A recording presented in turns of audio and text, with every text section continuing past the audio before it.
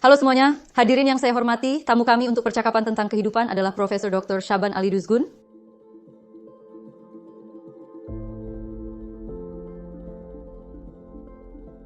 Selamat datang Tuan. Terima kasih.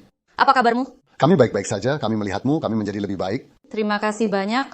Kami pikir judul program ini adalah percakapan ontologi, tapi menurut saya Anda lebih menyukai kata keberadaan. Apa perbedaan struktur dan keberadaan manusia? Bagaimana Anda mendefinisikannya? Ya, ketika pertanyaan-pertanyaan diajukan di tengah-tengah buku ini, pertanyaan itulah yang sebenarnya terjadi. Kata ontologi mempunyai sejarah 400-500 tahun. Kita mengetahui tentang keberadaan baru-baru ini. Sebuah kata yang digunakan oleh filsafat kontemporer. Sebenarnya ini hanyalah nama. Dengan kata lain, kita perlu melihat apa yang diwakili oleh nomenklatur ini dan apa hubungannya. Alasan mengapa saya lebih memilih keberadaan adalah karena kita berbicara tentang sejarah di mana manusia berperan sebagai subjek aktif. Ini adalah sejarah pribadi seseorang. Filsafat selalu berbicara tentang keberadaan. Ketika disebutkan keberadaan, hal pertama yang terlintas dalam pikiran adalah misalnya keberadaan alam semesta, keberadaan suatu sebab. Ketika Anda mencari keberadaan alam semesta ini, jika Anda adalah pendukung filsafat transendental, Anda tahu bahwa dalam filsafat imanen, alam semesta bersifat swasembada dan didasarkan pada keberadaan sebagai sebab. Jika Anda mencari landasan metafisik, landasan transendental, Anda bertanya mengapa landasan tersebut harus berada di luar alam semesta dan Anda menuju ke konsep Tuhan, pencipta. Bagaimanapun, dalam diskusi tentang eksistensi, kita menjumpai makhluk-makhluk dan wilayah-wilayah eksistensi yang berada di luar diri kita, seperti alam semesta atau Tuhan. Namun, di puncak kuil Delphi, sesuatu seperti ini tertulis di pintunya. Sehingga seseorang harus mengenal dirinya sendiri terlebih dahulu. Biarkan orang mengenal dirinya sendiri. Hal ini juga diriwayatkan dalam sebuah hadis. Karena barang siapa mengenal dirinya, maka ia mengenal Tuhannya. Faktanya ketika Anda menyadari keterbatasan Anda sendiri, gagasan tentang keberadaan tanpa batas mulai menjadi kenyataan. Ketika Anda menyadari bahwa Anda fana dan merasakan kegelisahan dan kegelisahan yang ditimbulkannya dalam diri Anda, gagasan tentang apa artinya menjadi makhluk abadi muncul dalam diri Anda. Oleh karena itu, yang ilahi, yang metafisik dalam arti tertentu berakar pada diri Anda. Ini lebih dari sekedar bidang di mana Anda hanya berfilsafat dan menghasilkan pengetahuan. Ini menjadi sesuatu yang Anda rasakan, dan internalisasikan. Apa yang saya sebut keberadaan bukan sekedar filsafat. Eksistensi sebenarnya adalah kisah menjadi manusia. Jadi kita berbicara tentang suatu proses. Kita berbicara tentang prosesnya, tetapi kepedihan dalam keberadaan saya itulah yang menjadi judul buku terakhir saya. Karena ada banyak faktor yang harus diperjuangkan agar bisa eksis. Karena manusia diutus ke dunia ini dengan potensi tertentu. Kita semua mempunyai potensi-potensi ini. Yang saya sebut sifat manusia adalah kumpulan potensi-potensi tersebut. Namun agar potensi tersebut terungkap, seseorang akan memegang tangan Anda atau sebaliknya menghalanginya. Di sini, ketika saya katakan ada banyak elemen yang harus Anda perjuangkan untuk bisa eksis, hal ini muncul sebagai area masalah besar. Mungkin keluarga Anda, mungkin geografi Anda, mungkin budaya Anda, mungkin tradisi Anda, dan sebagainya. Dalam Excel Anda dapat memperbesar ini. Oleh karena itu, untuk eksis harus mempunyai tekad untuk berjuang. Anda perlu mengetahui batasan Anda, seberapa jauh jaraknya. Seperti kata pepatah, seseorang harus mengetahui tempatnya. Saya juga mengatakan bahwa seseorang harus melampaui batas kemampuannya jika memungkinkan. Ini tidak berarti demikian. Jadi Anda mengatakannya sebagai potensi. Tentu saja potensial, pikirkan seperti ini. Saya tidak tahu berapa detik saya dapat berlari 100 meter, tetapi orang tersebut berlari dalam 8 detik. Oh, katamu, bayangkan keseluruhan yang diberikan ini, yang pasti telah melampaui batasnya, tidaklah lengkap, bahwa manusia tidak utuh. Manusia melengkapi apa yang hilang dengan berkontribusi pada proses menjadi, bahwa ia ada di sini untuk melengkapi, dan bahwa ia memperoleh kehormatan, martabat, kemuliaan, dan martabatnya dengan menyelesaikan penyelesaian ini, atau dengan menyelesaikannya. Sebaliknya ia mencapai tingkat kemurnian dengan menghilangkan apa yang ada. Lihat, ada orang di bumi seperti kita. Beda agama, beda suku, beda warna kulit. Setiap orang punya cerita berbeda, tapi ada satu hal yang kita tahu. Setiap orang diberi kesempatan satu kali. Kesempatan itu adalah kesempatan untuk menyelesaikan apapun yang hilang. Sekarang lihat dunia, apa yang hilang? Apakah ada kelaparan? Ada. Ini berarti bahwa sebagian besar orang yang seharusnya diberi makan seminimal mungkin ternyata tidak mendapatkan makanan tersebut. Lihat, beruntung. Apa itu? Jangan memberi makan orang. Mayoritas orang dikutuk atas kebebasan mereka. Pikirkan tentang hal ini. Ia dilahirkan di kamp konsentrasi dan meninggal di sana. Potensi apa yang akan Anda bicarakan? Maksud saya, apakah Anda berbicara tentang individu atau kolektif? Sekarang inilah yang ingin saya katakan. Dunia yang kita tinggali sekarang, kriteria manusia yang saya sebutkan. Apa kriteria kemanusiaannya? Manusia harus menjadi satu dan bebas. Bagi orang yang tidak merdeka, yaitu tidak memiliki dirinya sendiri, harta bukan sekedar memiliki rumah. Pertama, seseorang harus memiliki dirinya sendiri. Untuk menjadi pemilik, seseorang harus kenyang terlebih dahulu. Dia tidak boleh bergantung pada siapapun. Sekarang ini adalah standar minimum untuk semua orang. Ada dua filosofi dasar yang pertama kali disebutkan dalam Al-Quran. Ada dua tujuan utama. Semua orang akan bebas dan semua orang akan diberi makan. Filosofi kebebasan dan perjuangan melawan kelaparan sebenarnya memiliki makna seperti itu. Sejarah umat manusia berlanjut dengan dua kriteria ini. Masyarakat sejahtera. Mereka dapat disebutkan di sini dengan dua kriteria dasar. Pertama, semuanya gratis, benar-benar gratis. Dan kedua, mereka benar-benar kenyang, tidak ada yang membutuhkannya. Selebihnya berarti mereka yang merasa bebas sebenarnya belum bebas, dan mereka yang merasa kenyang sebenarnya belum kenyang. Oleh karena itu, ada dua landasan dasar yang dapat diuji terhadap manusia, agama, dan ideologi yang mengklaim peradaban. Masyarakat tempat mereka tinggal, masyarakat yang mereka ciptakan menjadikan orang bebas dan memuaskan mereka. Sangat material, terutama seberapa lengkapnya, mungkin tampak seperti referensi yang sangat material.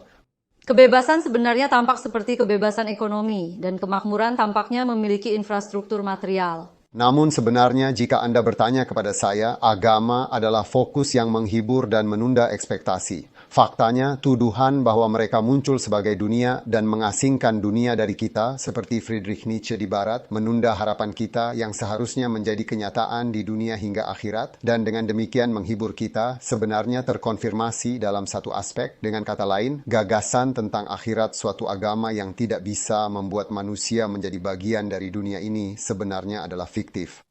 Alasan utama mengapa akhirat dijelaskan secara rinci adalah karena gambaran surga menunjukkan hal ini. Membangun simulasi surga di dunia ini adalah utopia Anda. Jadi apa utopia Thomas More? Dia memiliki utopia. Tapi dia menciptakan utopia sedemikian rupa sehingga ketika dia menjadi Perdana Menteri Raja Inggris, mereka mengambil kepala orang ini.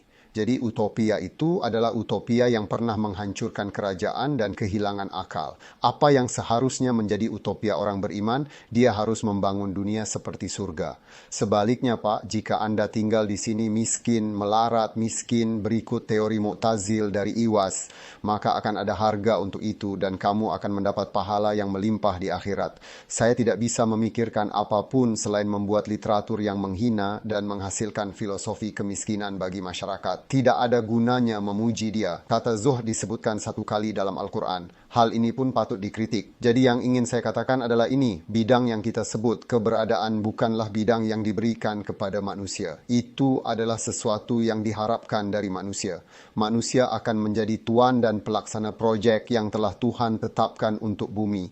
Ada tanggung jawab yang besar. Kita selalu membicarakan alam eksistensi dengan Tuhan. Tidak ada perdebatan tentang keberadaan, kesatuan, dan keagungan Allah. Tapi menurutku, mari kita bahas keberadaan bukan keberadaan.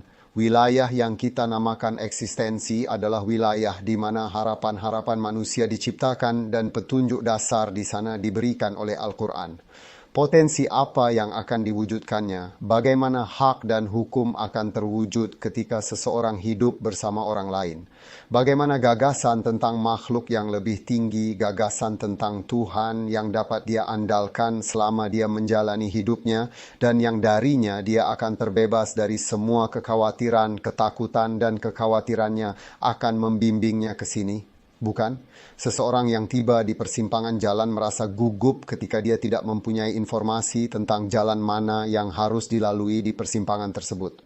Dunia menyambut kita dan mempertemukan kita melalui persimpangan yang jauh lebih besar dari 4 persimpangan jalan tersebut. Kami melihatnya dalam segala hal, mengingat semua ini adalah dunia di mana keberadaan ada ketika manusia melakukannya dan tetap tidak lengkap jika tidak. Dunia yang dipercayakan kepada kita. Artinya, kita dihadapkan pada dunia moral, dunia yang benar-benar bermoral, di mana perbuatan baik dan buruk dilakukan oleh manusia dan manusia dikenakan biaya karenanya. Dengan kata lain, Dalam keadaan apapun, saya tidak akan menagih tindakan saya kepada otoritas yang lebih tinggi, misalnya Tuhan.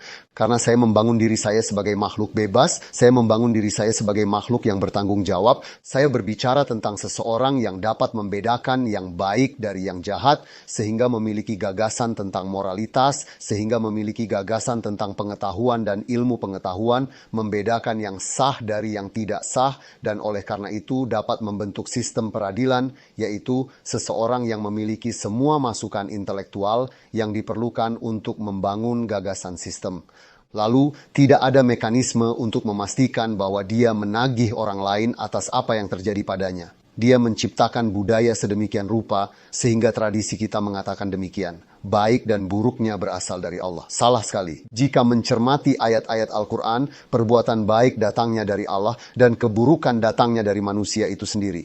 Ia berulang kali mengatakan bahwa itu karena prestasinya sendiri. Dengan kata lain, seseorang yang tidak dapat menemukan kejahatan yang pantas untuk dirinya sendiri dapat tanpa malu-malu menyalahkan kejahatan yang dilakukan pada Tuhan, yang oleh filsafat didefinisikan sebagai kebaikan tertinggi, sebagai tidak mutlak, tidak murni, sumum bonum. Kalau kita sampai pada bidang yang saya namakan eksistensi, itu adalah bidang moral dan etika yang mempunyai batas-batas yang jelas, dan seseorang adalah makhluk yang mempunyai kesempatan untuk melihat masa depan karena ia mempunyai pengetahuan tentang akibat apa yang akan terjadi jika ia menyentuhnya.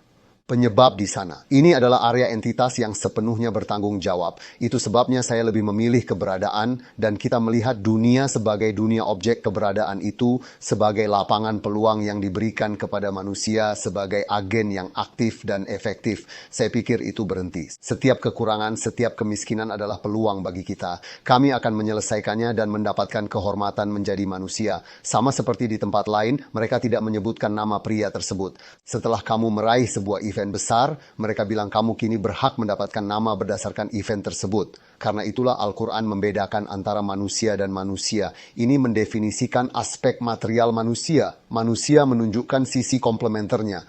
Manusia itu lengkap dan begitu kita mengucapkan ungkapan itu, kita lulus ujian keberadaan. Jadi kita tidak dilahirkan sebagai manusia. Kita selalu berupaya menyempurnakan eksistensi kita agar menjadi manusia. Saya ingin sedikit menyinggung lagi rasa hormat terhadap keberadaan di sini. Ini tentang definisi yang Anda sebutkan di buku Anda dan yang memberi nama pada buku Anda. Di sini, sesuatu yang lebih berkaitan dengan psikologi masa kini muncul di benak saya. Ilmu psikologi dan psikoterapi dipandang sebagai bidang yang berfokus pada kemampuan masyarakat untuk menemukan dan mengenal dirinya sendiri. Ia dipandang sebagai pedoman bagi manusia untuk menemukan eksistensi, kesatuan, dan jati dirinya. Saya memahaminya sebagai penggunaan Al-Quran. Namun tentunya kita juga bisa mendapatkan manfaat dari berbagai bidang dan ilmu pengetahuan di sini. Tapi saya juga melihatnya seolah-olah apa yang dilakukan saat ini beralih ke psikologi. Apapun yang ingin Anda katakan tentang hal itu.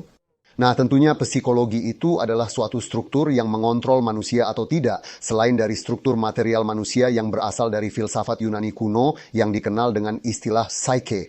Dalam pembahasan ada atau tidaknya, sebagaimana diketahui, filsafat Kartesian, dalam filsafat Descartes, melihat roh dan materi atau tubuh dan jiwa manusia sebagai dua bidang keberadaan yang sepenuhnya independen, tidak bergantung satu sama lain. Mereka bahkan tidak berinteraksi. Terpisah, benar-benar terpisah. Namun tradisi kita, tradisi teologis, menerima keberadaan jiwa. Ia mengatakan bahwa manusia mempunyai spiritualitas, namun roh itu, spiritualitas itu terikat pada tubuh manusia dan lenyap seiring dengan lenyapnya tubuh. Ketika Anda dibangkitkan, itu akan dikembalikan ke sana. Mereka juga menjelaskan ayat nu'iduhu dan kami kembali dalam Al-Quran sebagai kebangkitan, kembalinya ruh ke jasad. Masalahnya adalah kita perlu memahami orang yang hidup agar dapat memahami apa yang terjadi pada orang yang hidup setelah kematian. Dan kita tahu bahwa di dalam Al-Quran dikisahkan tentang tubuh seseorang dari otak hingga ke pikirannya. Otak itu adalah sepotong daging, tetapi ada pikiran yang dihasilkan secara terpisah dari sepotong daging itu. Pikiran itu mempunyai aktivitas. Segala kegiatan yang kita sebut menalar, merenung, merenungkan, berpikir, yaitu berpikir mundur, berpikir ke depan, berpikir dengan menggabungkan keduanya, dan sebagainya, bahkan Anda dapat memikirkannya dalam bentuk yang tidak disebutkan dalam Al-Quran. Ini semua adalah aktivitas pikiran. Jadi apakah seseorang memiliki dunia emosi di luar pikiran? Ada. Tempat dunia emosional ditampilkan sebagai hati dalam Al-Quran. Ada ayat yang sangat indah dalam surat Al-Kahfi yang menjelaskan hubungan ini. Berbicara tentang teman-teman guanya yang masih muda, dia berkata, mereka adalah sekelompok remaja. Orang-orang yang beriman dan bertawakal kepada Tuhannya. itu adalah kelompok pemuda. Karena kepercayaan ini kami uraikan juga kemampuan mereka untuk mengetahui, dan petunjuk di sana sebenarnya berarti pikiran. Kemampuan untuk mengetahui adalah definisi epistemik. Kami meningkatkan kemampuan mereka untuk mengetahui. Kemudian kami menghubungkan kemampuan mengetahui ini dengan dunia emosi. Jadi pertama-tama Anda mengetahui sesuatu, maka Anda memerlukan motivasi untuk melakukan apa yang Anda ketahui. Agar Anda mempunyai motivasi itu, yaitu untuk mengambil tindakan yang saya sebut menjadi adalah tindakan. Wujud itu statis, ia berhenti, ia menjadi, itu mengalir. Dibutuhkan motivasi yang sangat kuat untuk mengiringi arus eksistensi. Agar motivasi dapat terjadi, maka apa yang ada dalam pikiran harus ada hubungannya dengan hati, yaitu dunia emosi Anda. Setelah itu, para sahabat gua berkata, pertama, mereka bertawakal kepada Tuhannya. Oleh karena itu, kami menambah pengetahuan mereka. Kemudian kami menghubungkan informasi itu dengan hati mereka. Setelah itu mereka berdiri. Gampang. Seluruh proses ini harus dilalui sebelum orang-orang tersebut dapat berdiri dan mengatakan sesuatu. Dari sini dapat dipahami bahwa ia hadir dalam filsafat ini dan dalam filsafat Yahudi, misalnya dalam Philo. Hal ini selalu diperhatikan dalam pembacaan hermeneutik. Misalnya, pria tersebut mengatakan bahwa teks Al-Quran atau Taurat memiliki struktur rangkap 3. Taurat mempunyai struktur rangkap 3. Persis seperti rangkap 3 struktur manusia. Manusia mempunyai tubuh, jiwa. Beberapa ayat ditujukan kepada tubuh, beberapa ayat ditujukan kepada jiwa, dan beberapa ayat ditujukan kepada diri. Kemudian beliau mengatakan bahwa kita perlu membaca Taurat minimal 3 lapis. Oleh karena itu, setiap ayat yang menarik bagi dunia emosi, pikiran, dan dunia tindakan seseorang berbeda-beda. Ini adalah pertanyaan yang Anda tanyakan. Jadi, yang disebut psikologi, kita sebut juga tubuh manusia psikosomatis. Psiko artinya kamu merasakan sesuatu dan itu mengenai tubuhmu. Tubuh yang kita sebut soma. Manusia mempunyai dunia spiritual, dan ketika Anda ingin menyelesaikan pekerjaan, Anda harus menarik dunia manusia ini. Dalam arti tertentu, inilah yang membedakan orang satu sama lain. Jadi kalau dipikir-pikir begini, misalkan ada orang miskin atau orang miskin di jalan, ada yang terjatuh, yaitu orang yang sangat kita butuhkan, ada orang yang lewat. Dengan kata lain, saat dia lewat, seseorang berbalik dan menanyakan kabarnya dan menawarkan dukungan. Apa yang menarik orang itu ke sana? Ini terutama tentang empati dan emosi. Mereka berbagi dunia emosi dari sana. Oleh karena itu, sebagai motivasi, yaitu sebagai kekuatan yang menggerakkan orang untuk bertindak, ini merupakan hal yang sangat serius dalam filsafat. Apakah kekuatan motivasi merupakan hal yang teologis?